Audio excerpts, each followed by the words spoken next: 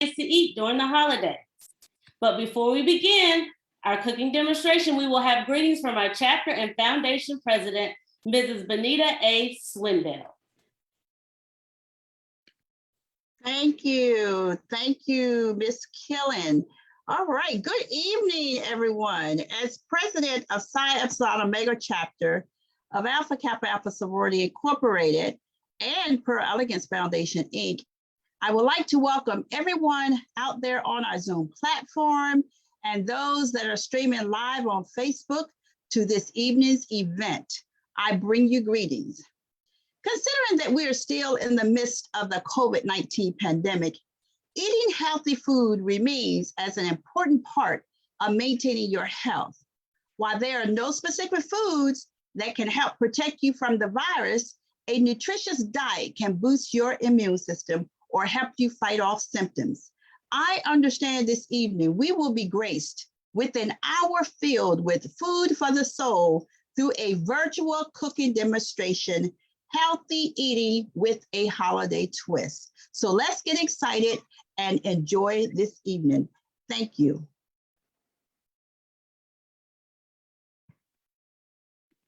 Thank you, Ms. Swindell. We will now have Ms. Alicia Anderson introduce our chef for this evening. Get your apron ready, your ingredients, and get ready to cook. Ms. Anderson. Thank you, Ms. Killen. Good evening, members of Psi Epsilon Omega and community attendees. Today, Psi Epsilon Omega's very own Raquel Short will do our cooking demonstration. Raquel Short is a PhD candidate at the University of Maryland, Baltimore. And outside of her coursework, Ms. Short is passionate about teaching healthy eating through nutrition. She is a certified holistic nutritionist with a specialization in herbalism. Her business, Plants Incorporated, was developed to empower people into taking charge of their health. Raquel's ultimate goal is to combine her scientific training and nutritional knowledge to lead her community to live a healthful and plentiful lifestyle. With that being said, you have the floor, Raquel. Good afternoon, everyone. Happy holidays. I hope everyone is safe and healthy. As my lovely sorors have said, my name is Raquel Short, and I'm going to jump right into it. So I have a couple of dishes today, and as a preface, I do want to say these are some awesome side dishes that I love and I found to be some of my favorite. But I would always recommend that within your family, you serve some sort of greens. So I know every family might have something different. Mine loves cabbage and collard greens. You might like kale, but these sides are supposed to complement your greens. Greens should be in every single holiday meal. And it's a great way to get some extra roughage in there. And so my green of choice is going to be some red onions and kale. We're going to jump right into our sides. So first, we're going to start with the butternut squash. And so I prefer this. It's a non-hybridized vegetable. It's a starch, but it very much so resembles sweet potatoes. And so this is sort of what it looks like when it's chopped up. And we're going to do just like we do candied yams. So you're going to dump it in your pan. And we're going to add some vanilla, of course. And also, as another preface, I don't really measure things. So anything I tell you is going to be an estimation. We're going to get some nutmeg in there. And we're always going to season everything. You don't have to change the food, just change the ingredients when you're trying to eat healthy. That's a little bit of cinnamon. You got a dash of ground clove. And then some pumpkin pie spice. My sugar of choice is coconut sugar. But if you like brown sugar, that is fine as well. And we're going to give that a nice hefty covering. The best kind of butternut squash or candied yams are always the sticky kind. They get nice and ooey gooey. I know some people put marshmallows on top, but there are not many brands of vegan marshmallows. And so just to top this off before I mix it up, just a dash of the coconut cream. So Sprouts didn't have any when I went, so I decided to make some last night. It's super easy. If you ever want to make it, you just take some coconut cream and some powdered sugar, whisk together until it's nice and syrupy and sticky. But that's what we want with this. We want syrupy, sticky, butternut squash, just like we would our candied yams. And so we're gonna get everything in the oven that we can first. And then the other stuff that requires a little more manual labor, we'll get on that after this gets in the oven. And so now that we have a little bit of that, we can get our hands nice and dirty and mix this up really well. And so we want to make sure everything has a good amount of our seasoning on them, good amount of sugar, because this will condense down a lot once the water starts to evaporate. And then, if necessary, we can add a little bit more sugar on top. Cool. So now that this is nice and seasoned, we can start working on our chickpea mash. So my logic behind chickpea mash is to create something that is like mashed potatoes, but not just starch. You know, chickpeas are very rich in protein and have micronutrients that are very healthy for you. And so to make this a spin on a traditional dish, I reduce these chickpeas and cook them down in vegetable broth. And now we're gonna move to our food processor. Oops. Let's see what gives you guys a good view. Perfect. So you're gonna take your chickpeas that are soft and or cooked, put them in the food processor. And so some seasonings, you're gonna season it just like you would season your mashed potatoes. My seasonings of choice are going to be garlic. Garlic potatoes are always the best. A little bit of sea salt. I prefer pink Himalayan sea salt. I see some people using Celtic sea salt. Either of those are fine. A little bit of onion powder. And of course, some parsley.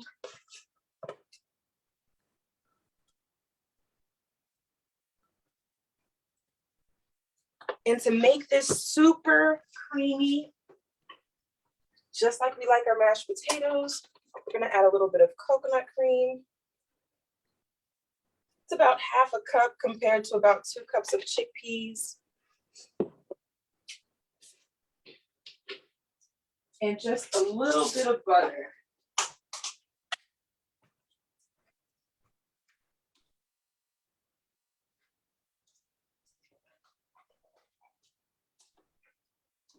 We're gonna give this a good spin. I always recommend a food processor, especially if you're starting a new health journey. Makes your life so much easier. You can do things like shred your blocks of cheese, and there are blocks of vegan cheese. And I use it to shred my vegan cheese. So I would highly recommend a food processor. All right, and I'm gonna mute myself so you guys don't hear the rumbling, but this is where you blend your chickpeas.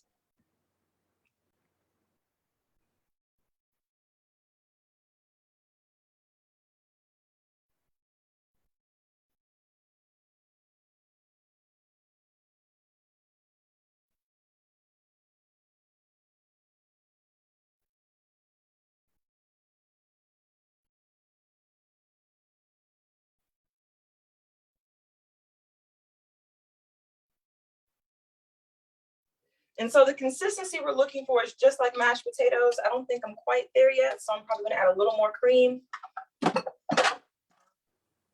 But the smell is decadent. The smell is, it's definitely giving mashed potatoes. Now we just wanna get the texture on point. We're gonna add a little more cream. Just a smidge. This works.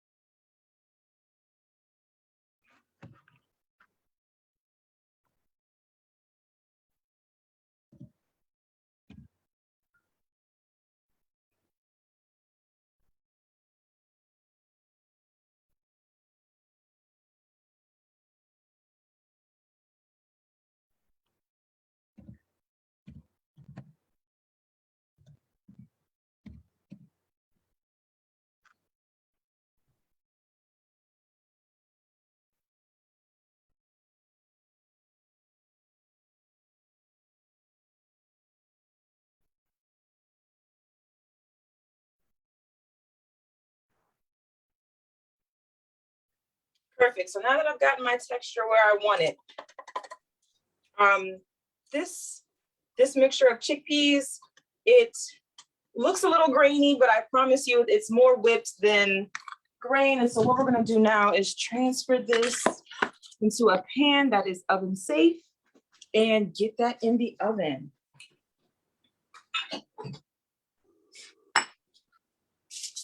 Awesome.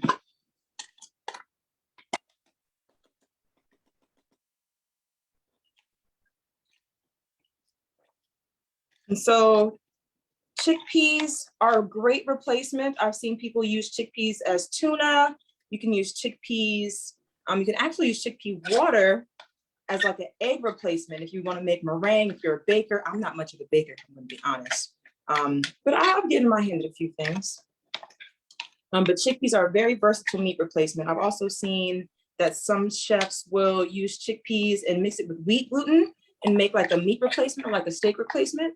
I am not too familiar with that. I am not a personal fan of wheat gluten, but as you're transitioning, I would recommend you do whatever you need to do to get you to eat more plants. And if it's to do that, then by all means do that. Awesome. And so we have our chickpea mash. We're about to toss this in the oven. And let's get this on 350. All right. And we're going to get our butternut squash in there. So we're gonna have to check on that chickpea mash a little faster than the butternut squash. Butternut squash is probably going to take the entire duration to cook down since it is a heavy starch. But the chickpeas, I would say we can do 10, 15 minutes. And in the meantime, we're gonna start on our mac and cheese. So what I'm gonna show you guys is one of my favorite recipes for mac and cheese. We're gonna make this just how somebody's grandmother would make it. You're gonna mix a bunch of cheese together, get a good thick creamy sauce, season it up, mix it with your noodles, and bake it. Bake it till it's nice and ooey gooey, and you get a nice brown crust on the top. The difference with vegan cheese is that it is not, it doesn't bubble as much. It doesn't have the same texture all the time. And you have to find really good brands. So some brands that I like are these, Forger, Good Plants. This is another good brand. And Mayoko's, my ultimate favorite brand is Follow Your Heart. The Sprouts I went to didn't have any Follow Your Heart. But the cheeses that I like to put in my mac and cheese are Parmesan, cheddar, mozzarella, and then I use a cheese sauce to kind of thin it out because like I said, it can be very chunky. And sometimes it doesn't spread or melt the same way that regular cheese does. And so with that, let's get on our mac and cheese. And so what we do is we start with a little bit of cream. So we're gonna put some cream in a pan and we wanna get this boiling and bubbling.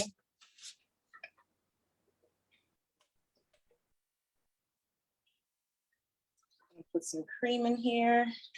That's about 1.5 cups of coconut cream. This is my favorite brand to buy. So delicious. There's no funky ingredients. Coconut milk, water. There is a little bit of gelatin gum that I'm just realizing they must have changed the recipe because it wasn't always there. But this is one of the cleaner brands, especially if you don't like using cans. And I see lots of chat going on in the comments. I love it. If there are questions, if I could ask some source to help me out, if there are some questions in there, that would be greatly appreciated. But now we are going to make sure you get a whisk because you're gonna whisk this cheese up really, really nice.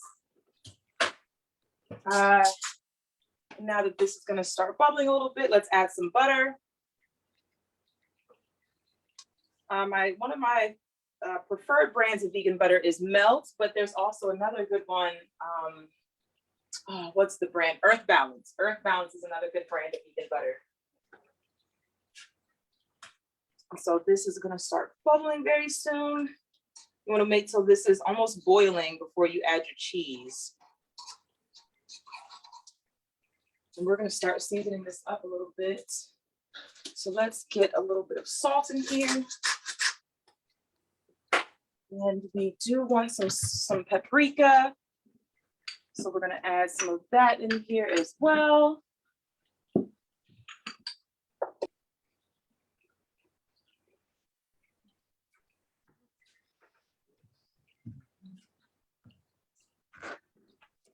There we go. Cool. And my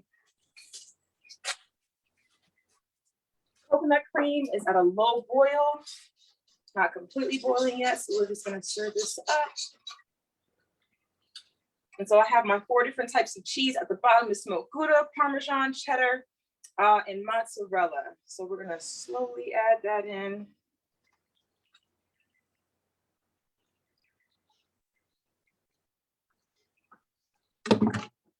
And give this a good mix. Let's see, I can show you guys how this starts to reduce over time.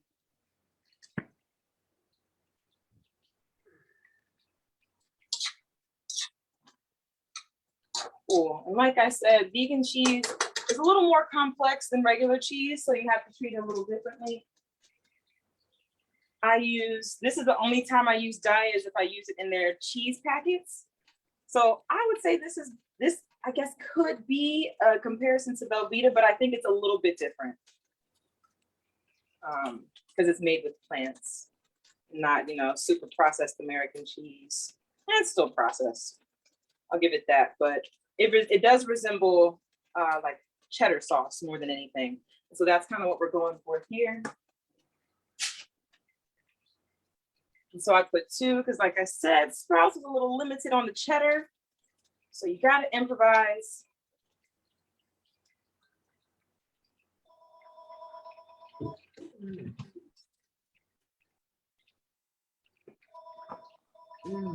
So Raquel, I am going to read you some of the questions that we're receiving in our chat. I would love to ask or answer some questions. Wonderful. So the first, are there any tips for getting your family to agree to a vegan lifestyle? Just start making food for them. That's kind of what I did with my family. So I think last year, I basically just sent my family out, because usually we'll do like a group text as the holidays approach and say, oh, okay, who's making what are we doing? And so last year I was like, you know what, I'm doing Thanksgiving. Don't worry about it. I'm gonna make basically all the dishes. And once they tried the food, they realized it was really, really good. And at that point, it's kind of like a no-brainer. It's like, okay, well, if you want me to eat healthy and eating healthy can taste like this, I'm willing to try it. More than likely. And for some people, you're definitely going to get some pushback on it. But if you just tell them how to change the ingredients or show them that it doesn't have to taste as bad as people make it seem, then their mind's a little more open. When it comes to doing this lifestyle change, we have to acknowledge the psychological component of it. And, food is a very therapeutic thing. We do it to soothe ourselves. We do it to create very special moments with our loved ones. And so for a lot of people, the foods that are not the best for us take us back to when we were at grandma's house, or when you were at your aunt's house during the summer and she would make you a home cooked meal, right? And so we have to acknowledge that. And by recreating these foods with cleaner ingredients, we can still sort of acknowledge that psychological component where you feel comfort without it being detrimental to your health, if that makes sense. So I would say, take it one step at a time with your family. And you kind of have to gauge their willingness to change. Sometimes life events can kind of put you in a place where you have to consider the change faster than the normal, right? Extraneous circumstances like health conditions. But if you're going to just start, I would say start anywhere. Just have them try a dish, right? Have them try a rendition of a traditional meal that you like, or that they like, and kind of start there. One thing I did for last year's Thanksgiving was make fried oyster mushrooms, kind of like chicken, so that we still had that sort of sense of having meat in the roundup, right? So we had like the fried oyster mushrooms, mac and cheese, chickpea mash, mushroom gravy. I also made shepherd's pie last year. Oh my gosh, what else did I make? Kale, sauteed kale, right? And so that was a great place to start to spark change, so that people around me could feel more inclined and be more open to transitioning to a healthier lifestyle. I hope that answers your question. I definitely went on a little bit of a rant, or not a rant, but diverted from the original question. But I think that would be a good place to start. One, what is it? A spark of a good deed sparks a change in everyone. And so it's definitely possible. And I would say be patient. Were there some other questions, Soars? Yes, there was, and you may have answered it. I think there was a question regarding the temperature that your oven is on. The oven is on 350. The oven is on 350. Let's check it.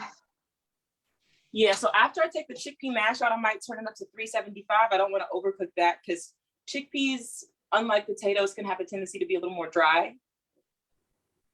And what we're also going to do is start on our mushrooms.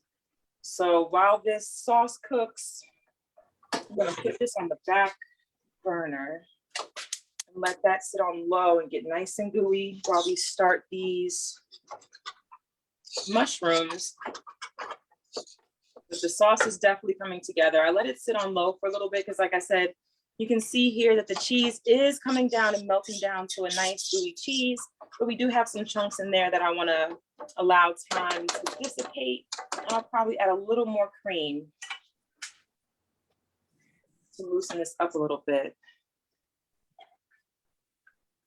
And so on this burner, what we're going to do is turn this on high. We're going to get some butter in here. Ms. Short? Yes. One quick question that we had again, it was based with the squash. Do you have tips on cutting the butternut squash? It's so difficult for me to get into the squash, peeling, opening, etc. Do you have tips? Thank you. So butternut squash can be difficult. That's actually a great question. What I do first is I wash it off, then I'll peel it. I've also gotten into getting smaller ones to make it easier on myself because butternut squash can come in a myriad of different sizes. And so the ones that I got for today were about this big, right? They were almost a handheld size. That way it made cutting a little bit easier because they can be really dense and thick. And then I would just get a really good knife, just get a really good sharp knife. I think I use a butcher knife to cut up butternut squash because it makes it just that much easier. And I get a knife sharpener to sharpen it before. I hope that is helpful. Thank you. Absolutely. And so as this butter melts down, we're gonna get a good amount of butter in there because what we're gonna do is we're gonna almost braise some herbs before we add our mushrooms in. That way the mushrooms can reduce with the scent of the herbs. And so for this, I'm just using roasting herbs that you would typically use maybe for a turkey. We're going for a Christmassy holiday flavor. And so about 2 sprigs of rosemary, thyme, and sage are good enough. And we're just gonna sit this on the side, let that soak in all the butter and start emitting some flavors. We're gonna let that just season up a little bit. And then we'll start adding some mushrooms. Let's turn that up some. Actually, I might switch these two because I need those mushrooms to cook fairly quick. So let's put this here, this here.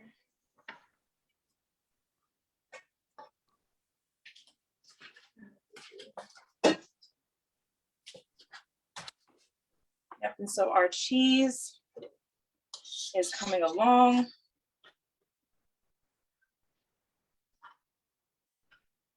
Sort of this is the texture and consistency we're looking for. Not too runny, but not too gooey. Again, this is going to reduce some more in the oven. So now let's get this pan on high.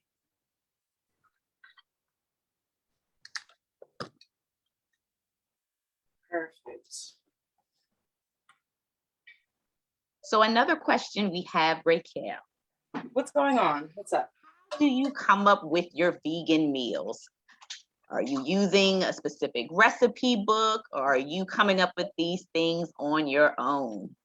So that's another really good question. If I'm going to be honest, when I get hungry, I just think about what I want to eat and I recreate it with plant ingredients.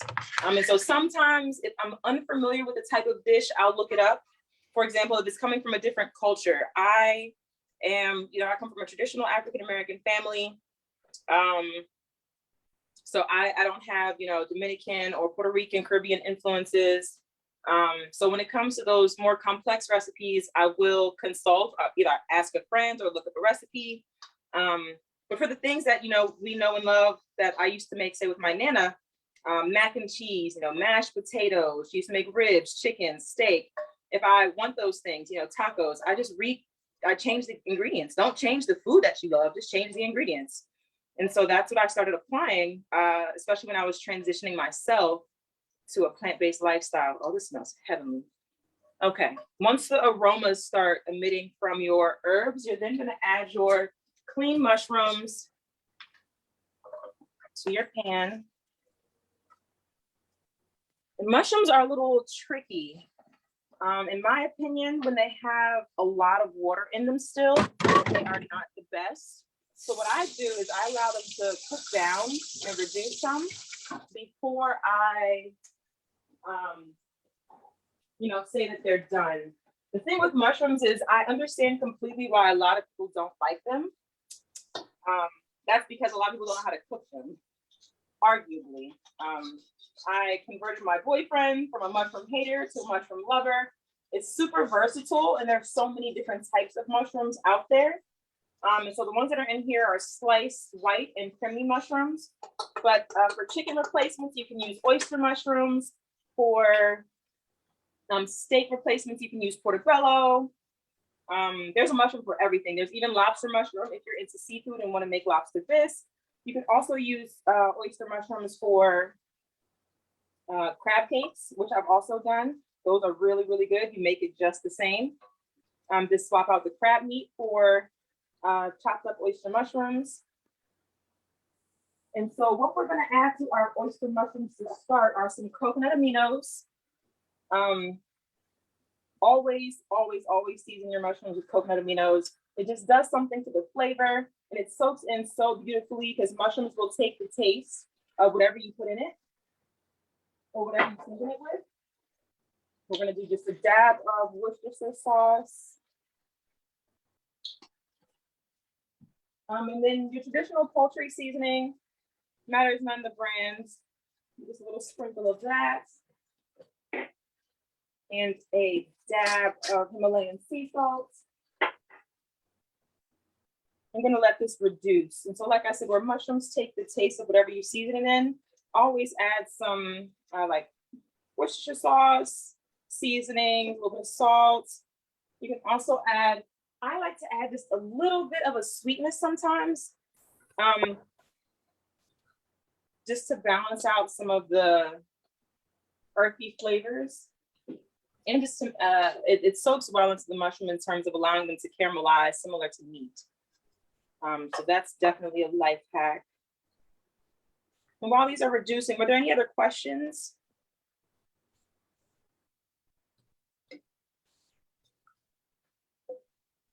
If not, that is awesome. Please feel free to ask any questions as we're going along. And so as this reduces, what we're going to do now is look at this sauce. This mac and cheese sauce is heavenly. So it's nice and evenly mixed. We don't see any more chunks.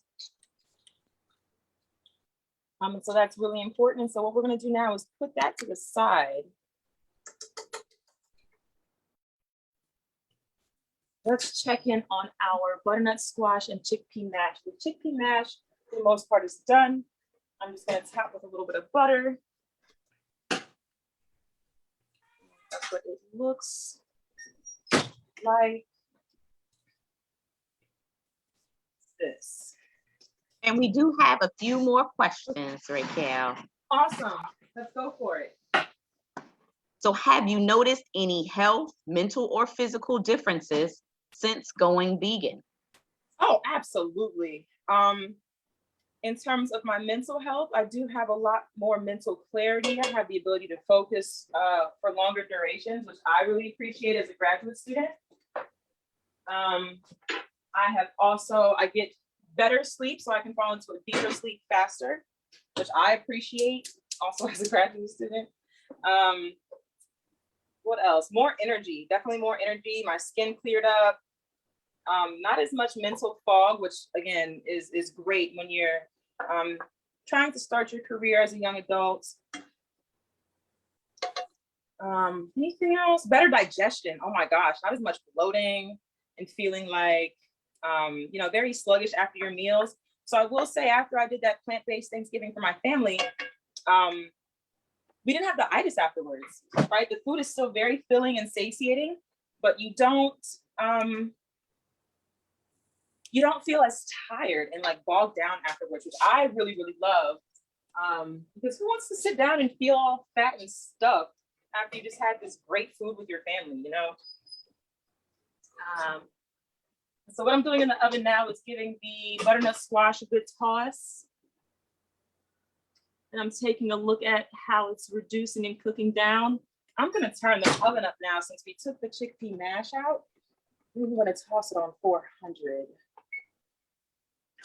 And put a little more sugar on top, coconut sugar, because as the water reduces down, we want some of this stickiness from the sugar to stick on. So another coating of coconut sugar, and toss that back in the oven.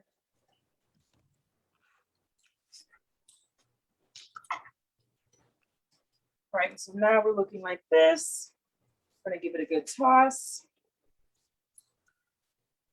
Throw this baby back in the oven. Raquel, we have another question. Go ahead. Does vegan cheese have adverse effects on people that are lactose intolerant?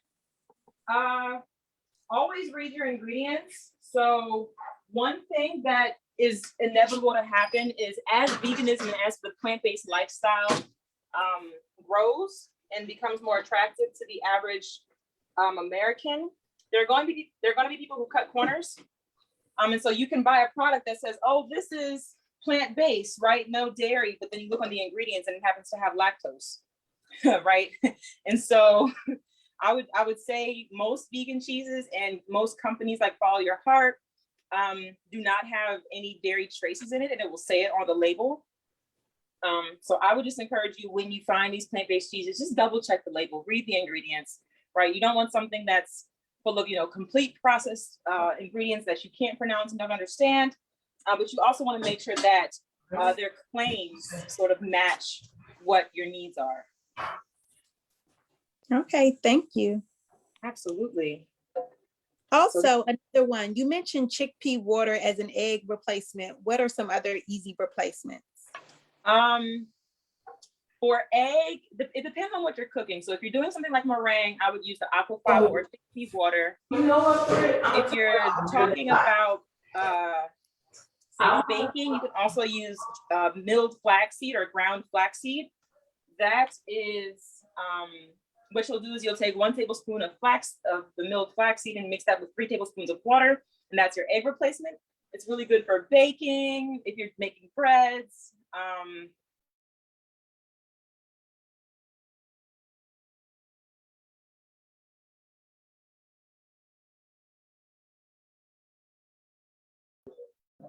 I got water in the car. Sheree, you looking like that? No, your ass is crazy.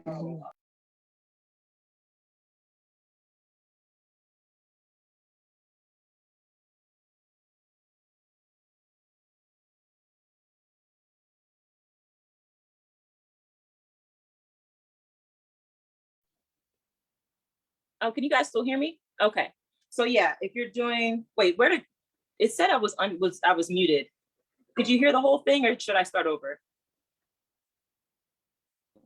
Yes, please start over. Okay, so for egg, if you're doing savory foods, I would use flaxseed. So 1 tablespoon of flaxseed with 3 tablespoons of water, let that thicken up. If you're doing baking, you could do the aquafaba water, or you can do, especially for meringue, if you're making like a meringue pie or something, I would use the aquafaba water or the chickpea water. If you're doing like eggs, if you're making breakfast, I would use either just egg. If you want to take the healthier route, you can use chickpea flour. What I was saying is you can mix that with a little bit of black salt water because this has the resemblance of an egg taste. It literally smells like rotten eggs, so it comes in handy when you're trying to make egg replacements. And then if you're also doing bacon, you can do something like applesauce. I think it's like 1/4 cup of applesauce is a good enough replacement for the egg. I think that's about it. That covers all the ones that I'm familiar with and that I'm comfortable using. But you can always check and of course read the labels and do a little bit of research to see what might work for you. And these mushrooms are reducing beautifully. We're waiting for our water to begin boiling. I put a little bit of oil in there so it doesn't stick, the noodles don't stick, and always season it with a little bit of salt. And so what we're gonna do now is, since we're making mushrooms, we're also gonna make a little bit of a gravy too. So these mushrooms have reduced really nicely. The flavor smells so, so good. So what we're gonna do now is add a little bit of that portobello mushroom penny soup, just so that while we make it, we can have mushrooms. We can also have a little bit of gravy to put over top of the chickpea mash. And so just a little bit of that. We're gonna bring that to a nice boil. And then another life hack. At your local, I would say, plant-friendly grocery store like Sprouts, Whole Foods, Wegmans, you might find this in your seasoning aisle. So it's bouillon cubes that replace, say, having beef or chicken. They have curry flavored vegetable, beef, like I said, chicken. So what we're gonna do is add one of these cubes to our mushrooms to give it more of a meaty flavor, right? Again, we're not changing we're changing the food by changing the ingredients. This is to replace maybe like a pork roast or something like that, but something that's just nice and meaty that goes really well with your chickpea mash. So we're gonna put one bouillon in there. And let that marinate. We're gonna follow up with a little more herbs. So a little more poultry seasoning. Ooh. Good thing this is gonna mix really well. And very shortly, we're gonna pull out our whole herbs. Because as those reduce and start to cook down, they begin to get a little difficult to get out.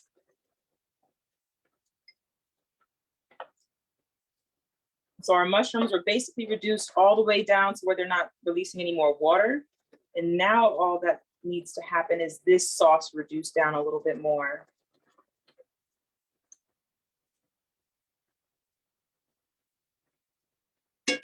So we're actually going to switch these so that our water cook a little faster. This doesn't need as much of a hot surface anymore.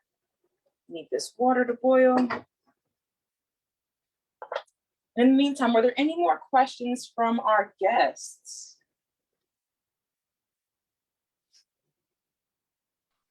Yes, another question. Why did you decide to go vegan? And you may have touched on this a little bit.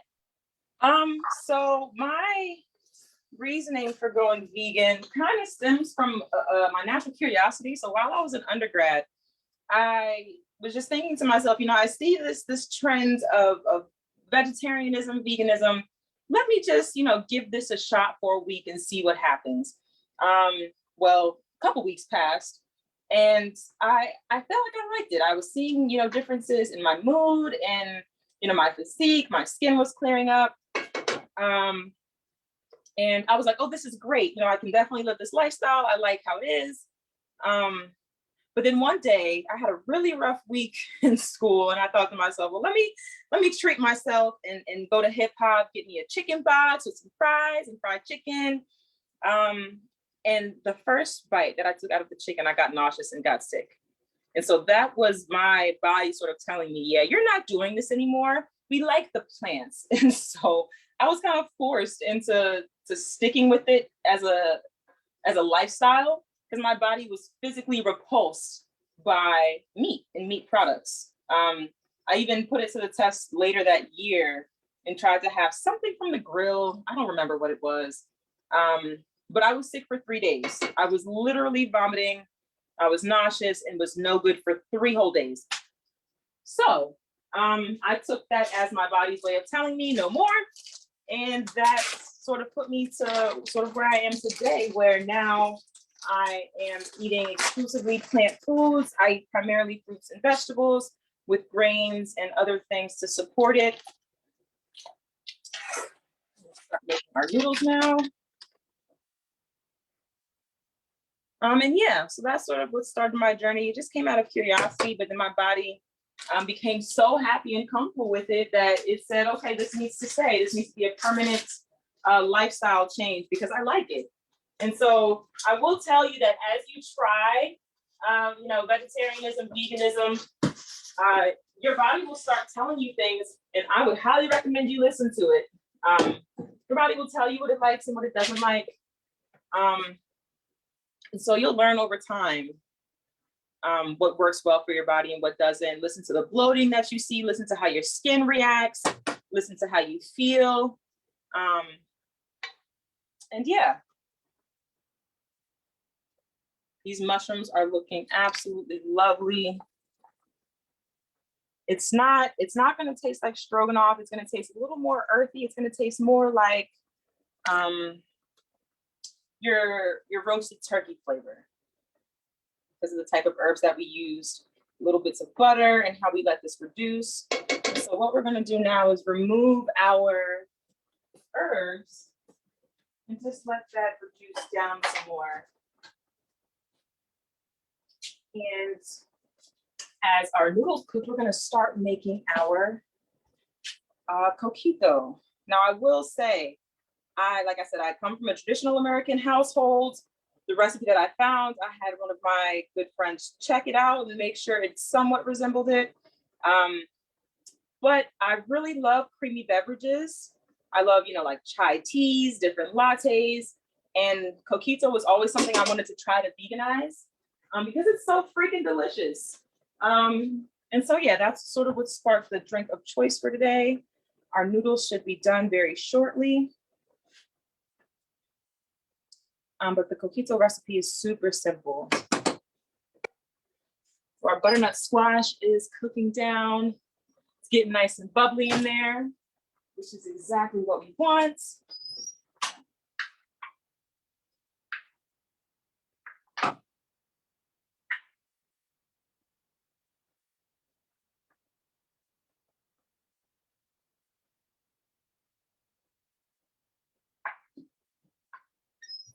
I'm actually going to turn the heat up just a little bit because it looks like they're cooking a little slow.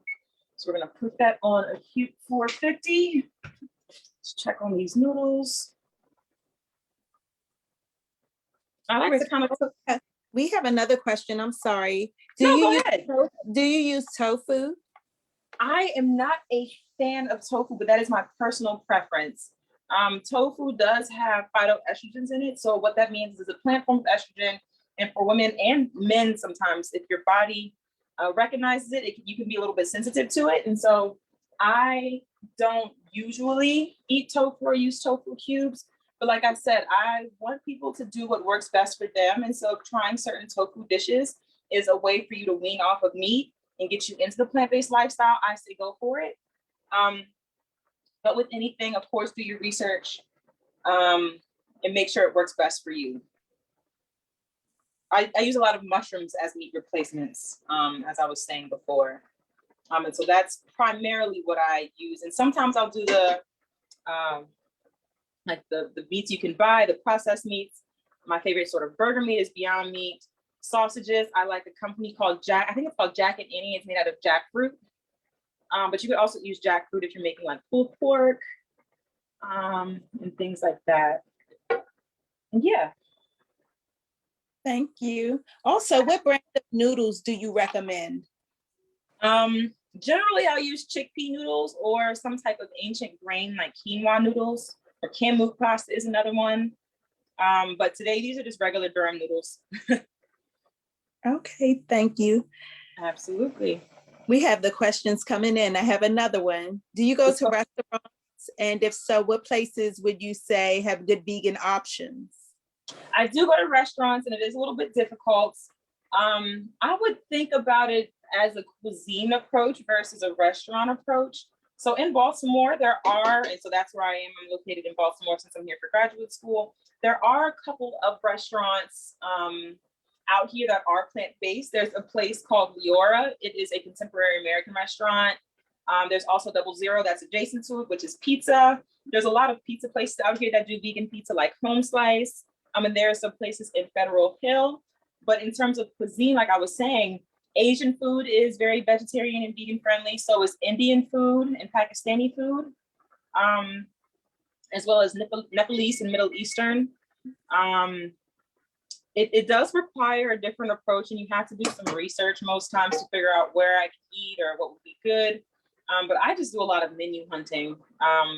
And then I change the ingredients sometimes. So like if I go to a pasta place, I'll ask for like a tomato sauce with no meat, have them add extra garlic, maybe a wine or something like that. And so I go to places that are very accommodating towards plant-based lifestyles, so that I don't run into the issue of sort of not being able to eat or being forced to eat salad, because that's what a lot of places will do. They'll just be like, oh, there's a salad on the menu, that's the vegetarian option. And I find it incredibly disrespectful because I like real food, you know? But yeah, I would just say do some menu hunting. But Asian food is generally, Asian and Indian, Middle Eastern food is the most forgiving from a global perspective. But if you want to look into those like specialized foods and things like that, I would just say look at the menu before you go. So our noodles are almost, oh, go ahead. No, I was going to say thank you for that. Oh, absolutely. Noodles are almost done. I kind of like them al dente. I don't like them too soft. I don't like mushy mac and cheese. So as soon as this water evaporates, I'm gonna take that out. And our mushrooms are mostly done. So we have a lot of gravy in here. The sauce is nice and rich. And I like it where it gets to this like very thick, bubbly state. And so I'm just gonna toss this on low. Our butternut squash is still reducing, doing its thing in here. But it's definitely getting nice and sticky, which is exactly what we want. We got about 15 minutes left. And so in those last 10, we're gonna toss the mac and cheese in here and start on our coquito. Right. So let's bring this back a little bit.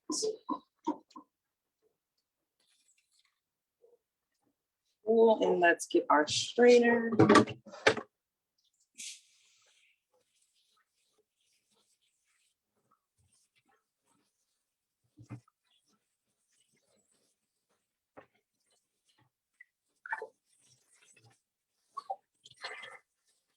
Cool, and so most of the water is reduced out of this mac and cheese, which is perfect. It's looking very al dente. So now we can remove it.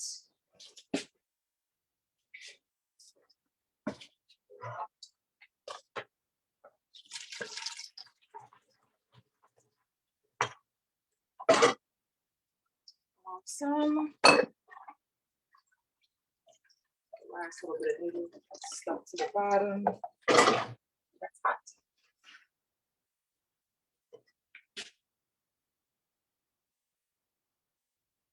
Cool. So we're going to take these noodles to our oven safe pan. Oops. With our cheese.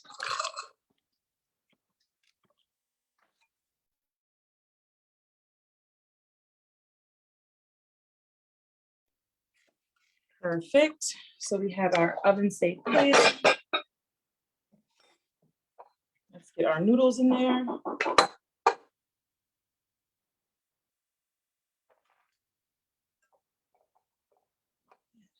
All right, and then pour in our sauce.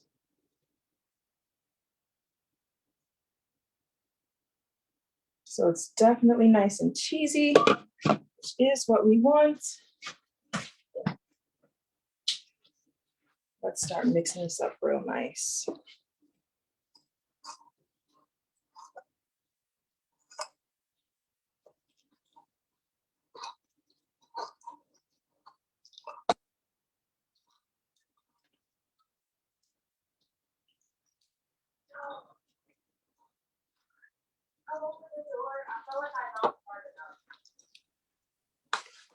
Raquel, one more question. Is honey considered vegan? Honey is not considered vegan, actually. So veganism, and that's another reason why I identify more as plant-based versus vegan. So honey, because it is an animal byproduct, is not technically vegan. I don't really identify with veganism because I have like leather on my car, I have leather shoes, and people of that community can be very protective. So I do say plant-based. So where honey comes from bees, it is not vegan, but you can, if you do identify with that lifestyle, date syrup is a great alternative, or like maple syrup, I've heard is another good alternative. And cool, so what we're gonna do now is get our mac and cheese in the oven. It's looking nice and cheesy. Now we want this to brown and reduce a little bit. So in the last couple of minutes, we're gonna toss that in there. Pardon 1 second, I do have a guest at my door.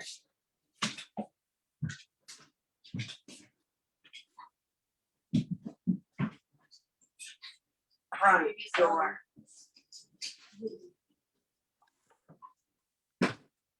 My apologies, ladies and gentlemen. And so now let's get started on our coquito. So the mac and cheese and everything is in the oven. We can now grab our blender, our coconut milk, coconut cream, our sweetened condensed coconut milk, and our seasonings. So we got about Just to let you know, everyone is saying how good the food looks. Oh, I'm glad. I hope it's gonna taste better than it looks. Let's see, stop.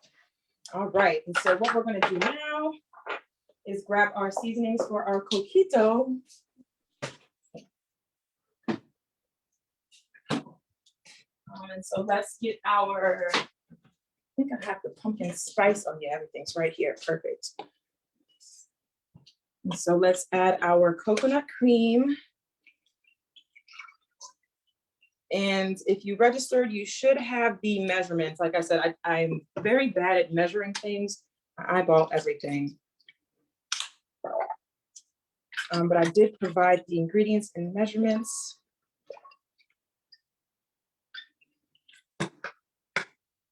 In the registration. And so then we're gonna grab a little bit of nutmeg, cinnamon,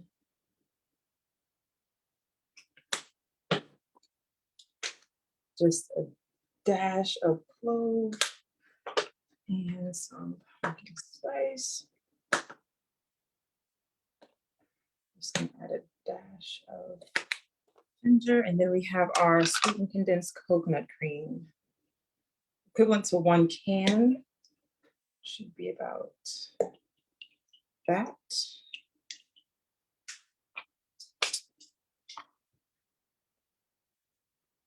Cool. Oh, that's delicious. All right. And we're going to move back to our blender.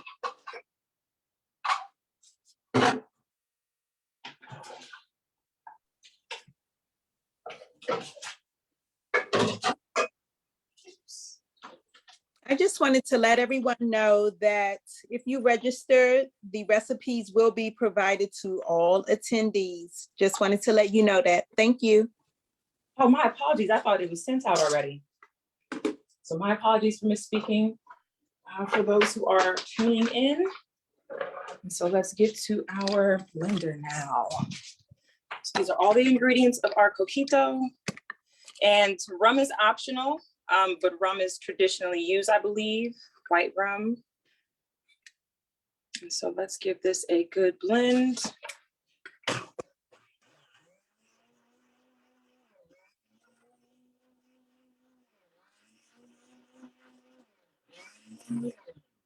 And just like that, that is your coquito. I might add a little bit of ice since I did not chill it. But it typically is served chilled. So what you'll do, some people will heat this up over a warm stove, allow some of the ingredients to reduce a little bit to increase its sweetness and flavor. And then you'll chill it. right? But to save time, just blended everything together. And I'm gonna add just a little bit of ice.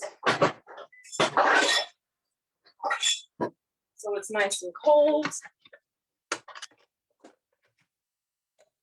Oh, but that smells great.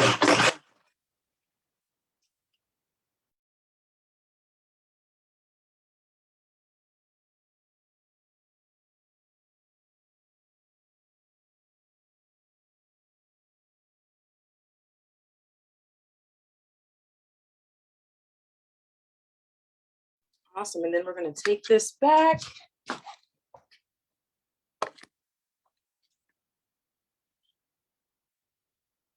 And so what I've done to create a cute sugar rim, I put a little bit of coconut sugar and some of the seasonings from the Coquito inside on like a plate.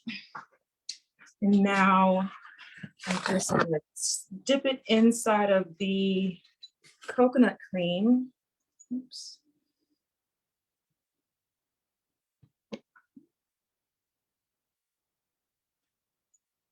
As you can see. Oh no. There we go. And now we can dip and cover.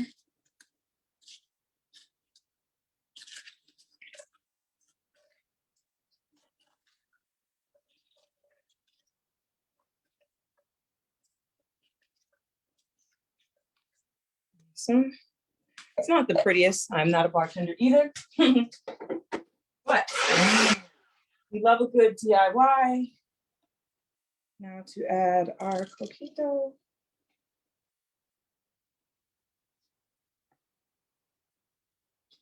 Awesome. Now we can set this to the side as we plate the remainder of our food. And so first, set that to the side. Let's get our kale. Always have your greens.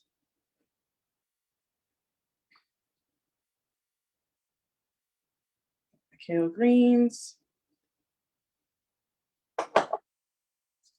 And we can get some chickpea mash. Let's get a big old spoon. Raquel, we have another question. Awesome, let's go for it. You appear comfortable in the kitchen. Who taught you how to cook? That would be my my late great grandmother, Laverne Williams. So as a kid, I was in my grandparents' house for a little while, and my Nana was the matriarch and the cook of the house. She cooked for every event, for everybody, was also just well known for feeding other people, right? And so when the holidays would come around, she would always invite people, students, colleagues and stuff to her house. She was always making pumpkin bread during the holidays and would give it away as sort of the family's gift to the world. And so I watched her so much growing up, and I didn't really start cooking on my own until I was, a sophomore in college when I was in my own apartment. But that's sort of where it all sort of took off. I love food, but I love having good food and being vegan, vegetarian. The good vegan food options are a little sparse, so you have to make it yourself. And so that's exactly what I do. We're gonna grab our mushrooms, and so far we have the chickpea mash and the kale. Let's get some mushrooms on here.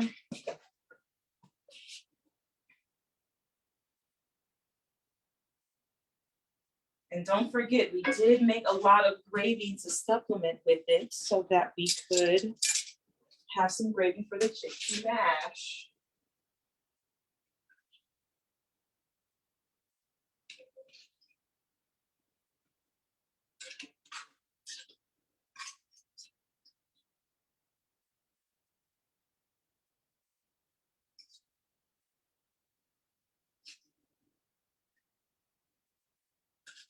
Awesome. Smells so lovely. And then the last to come is our mac and cheese and our butternut squash.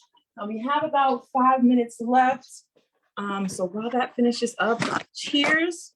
Cheers to a happy and healthy holiday. May everybody stay safe and get a chance to spend time with their loved ones and their family.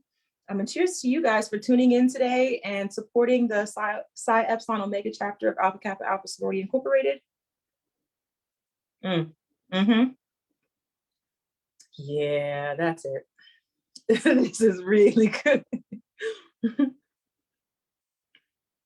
But yes, cheers to you guys. God, that's good. Oh man. So let's check on our mac and cheese with our butternut squash. Oh yes, the cheese is getting nice and bubbly. I say we only need a couple minutes left in here. The chickpea mash is getting super sticky, just like not like chickpea, the butternut squash is getting super sticky like our candied yams, just like we love them to. In our last couple of minutes, do we have any more questions? Any more just things you're wondering about sort of a plant-based lifestyle, how to live it? Yeah. Ask away, ask away. Everyone is thanking you. Oh, someone asked about the vegan banana pudding. So my mom and I don't know if it's like a competition or a running thing, but I love it. So I love banana pudding. I love bananas. But to make a good vegan banana pudding, you're going to use the same ingredients where you have like your Cool Whip, your bananas, cookie of choice. So some people use vanilla wafers, some people use little chessmen cookies. Of course, your banana like pudding powder. But what I do is I will supplement some, like sometimes I'll call for milk in your banana pudding powder. I'll put a little bit of your sweetened condensed coconut cream in the banana pudding itself and in the Cool Whip to add an additional layer of sweetness. And then you layer everything up really nicely and let it chill. And it tastes so good, so good. And so you can use like coconut creamer, or this is the brand of milk I like. You can use this brand of milk to loosen up your pudding. And then sweetened condensed coconut milk just goes so far. It goes so far. So you can use that as well in your sweet dishes and in your baking. That's so good. Oh yeah, it's super yummy. Let me lay out everything else. Another question, do you have any kid-friendly meal suggestions? Fried, fried oyster mushrooms. That would be my kid-friendly recommendation. It introduces kids to a vegan meat alternative without it being so familiar that it sort of turns them off. And definitely this mac and cheese recipe, because everybody loves mac and cheese, and a lot of the cheeses, so follow your heart cheese can be made into like grilled cheese sandwiches. So I've used their Parmesan, I've used their smoked Gouda and cheddar and American. It melts beautifully and creates a lovely grilled cheese. What else is easy? Easy and kid-friendly. Kids like pizza. So there is a brand of pizza. Of course, you can veganize your and pizza, but there's a brand called Chloe's Pizza. That's really good. Daya has pizza, but I'm not a fan of the shredded Daya cheese. I'm just not, the texture is not there for me. What else?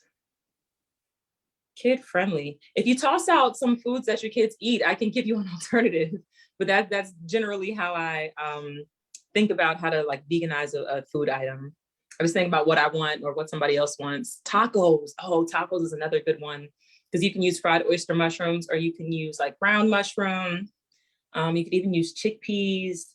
Tacos and quesadillas are another really good one where you can just use your vegan cheese, like follow your heart. They have Parmesan, mozzarella, and cheddar, and that's the one that I generally use when I'm doing like Mexican food. And you can even use, like, if they're beginners and your kid is a little picky, you could do the Beyond Meat and do it instead of typical like ground beef. And they taste great. Fantastic tacos. Yeah, so that's like tacos, fried chicken, mac and cheese, pizza. Those are some simple things. But if you have something specific, I'd be happy to answer. Thank you. Another question, I may have missed it, but why squash instead of sweet potatoes for candy yam? It's a personal preference. So I prefer to eat non-hybridized foods. Good health, I don't want to call, he's not a doctor technically, but a good health advisor that I follow is Dr. Sebi. And he recommends eating non-hybridized foods. A lot of these foods are also high in carbon.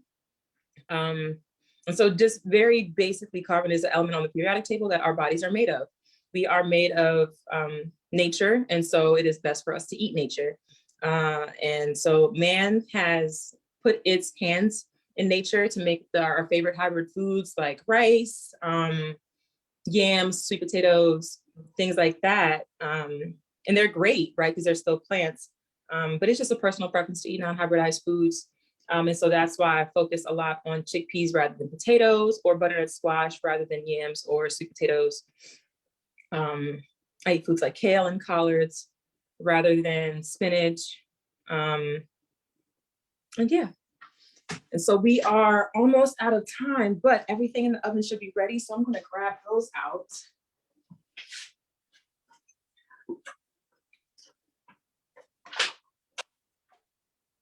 As you're doing that, everyone is saying great demonstration. Oh, the pleasure is truly mine. Oh, this looks great. So it's cool because you guys will see it right out of the oven.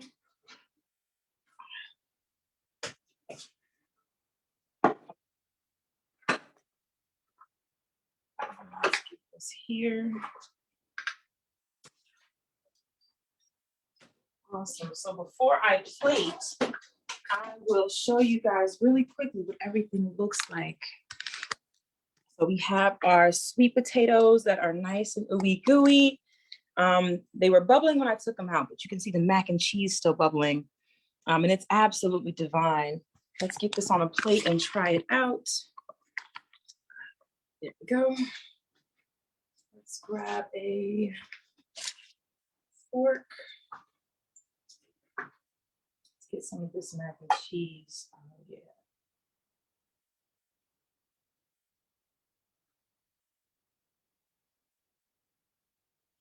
Let's get some of these sweet butternut squash.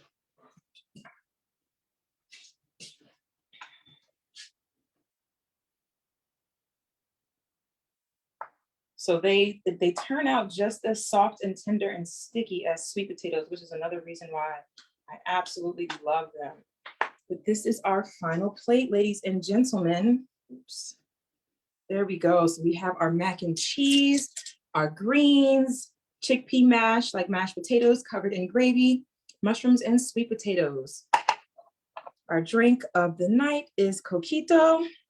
Not a traditional Puerto Rican recipe, but definitely veganized. And so again, cheers to all of those who joined in today. You are greatly appreciated. Let's give this a try. Yep. Yeah. The mac and cheese is definitely really good. The recipe, like we addressed earlier, will be sent out for those who registered. Yeah, everything is great. I wish I could send everybody like a virtual bite because that would make this so much more fun. But I hope this has been helpful and that you enjoy making this for your family and for your loved ones. I will turn it back over to my sorors running the event. Thank you guys so much. Sora, Alicia, or Monique? I'll take over. Thank you. Thank you so much, Raquel, for sharing your delicious recipes with us this evening and taking time out of your schedule to be with us. I definitely plan to use some of your recipes with my family over the holidays. So thank you so much. And I hope everyone enjoyed the cooking demonstration and will try some of the delicious recipes over the holidays and share with your family and friends. We will now have closing remarks from our chapter vice president, Ms. Sandra Yates. Thank you, Monique. Hello, I am Sandra Yates, First Vice President and Program Chairman for Psi Epsilon Omega Chapter of Alpha Kappa Alpha Sorority Incorporated. Now, I don't know about you, but I'm ready to go vegan tonight, at least with these dishes. Thank you, Chef Raquel, not only for showing us how to make these delicious vegan dishes or plant-based dishes, but also for sharing health information about the ingredients and giving us techniques for preparing each dish. Each dish looked amazing. I wish we could smell their delicious aromas and Me too. finish them all in about an hour, which is way shorter than baking a turkey, right? PEO is so proud to claim you as our own. Alpha Kappa Alpha has 5 international program targets, the second of which is women's health care and wellness. Nutrition and wellness emphasizes healthy lifestyles, including prenatal, childhood, adult, and senior nutrition programs with a focus on structured nutrition initiatives. We partner with nutritionists, dietitians, and chefs like Chef Raquel to design healthy eating plans and safe diets for longer, healthier living. Tonight, our Nutrition and Wellness Committee, chaired by Tia Belton and co-chaired by Monique Killen, have done an amazing job planning and hosting this cooking demonstration. I also want to thank our PEO tech support team for keeping us up and running flawlessly on Zoom and Facebook Live.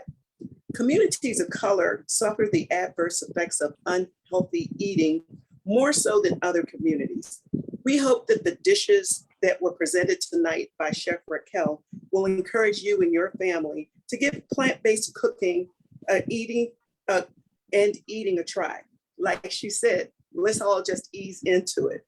Again, our thanks to every one of you for joining us this evening, and happy and healthy eating, happy holiday, and enjoy your plant-based cooking for this holiday season. And now back to our host, Monique. Thank you. Thank you, Ms. Yates. Facebook Live audience, the event has ended. Thank you so much for joining us this evening. Happy holidays and have a good evening. For our attendees